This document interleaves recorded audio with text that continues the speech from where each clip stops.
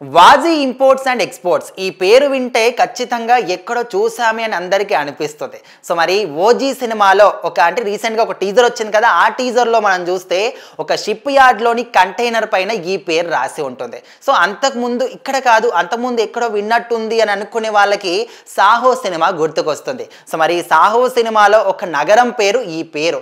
మరి ఇక్కడ ఆ పేరుని ఈ సినిమాలో ఎందుకు పెట్టారు అంటే ఇది మన సుజిత్ గారి ఒక సోపియో ఫ్యాంటసీ అనమాట. సో మరి ఆయన యూనివర్స్ లో ఇదొక భాగమే. సో మరి అందరికి కూడా తెలిసిందే సుజిత్ గారు అంటే ఆయన గత సినిమాకి ఇంకొక సినిమాకి ఏదో ఒక రకంగా ఇంటర్ కనెక్షన్ ఇస్తూ ఉంటారని చెప్పేసి కొంతమంది అనుకుంటూ ఉంటారు. సో మరి ఇక్కడ ఇది చూస్తే అది నిజమే అని అందరికీ అర్థమైపోతుంది. మరి ఓజీ సినిమాకి సాహో సినిమాకి ఏదో ఒక రకంగా ఇంటర్లింక్ ఉంటుంది, కనెక్షన్ అయితే ఉంది అని చెప్పడానికి దీన్ని ఆధారంగా చేసుకొని చాలా మంది ఫ్యాన్స్ మాత్రం సోషల్ మీడియాలో పోస్టులను పెడుతూ ఉన్నారు. ఆ ఫోటోని స్క్రీన్ షాట్లు తీసుకొని మరి అందరు ప్రచారం చేస్తూ ఉన్నారు. అంటే మనకు అందరికి కూడా తెలుసు ఓజీతోని మన పవన్ కళ్యాణ్ గారి first time pan India movie కాబట్టి మరి ఖచ్చితంగా సినిమా హిట్ కొడుతుంది, సూపర్ డూపర్ హిట్ అవుతుందని అందరికీ తెలిసిందే.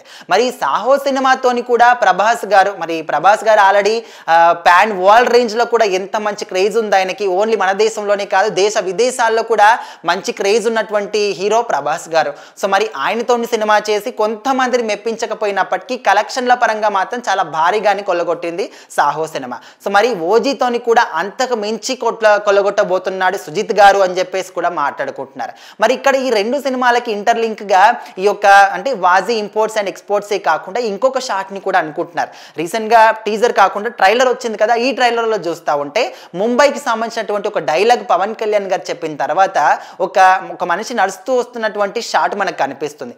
సో అక్కడ ఆ షూస్ ని మనం చూస్తూ ఉంటే సాహో సినిమాలో ప్రభాస్ గారు వేసుకున్నటువంటి షూస్ లాగానే అచ్చుగుద్దినట్టు అదే విధంగా కనిపిస్తున్నాయని చెప్పేసి.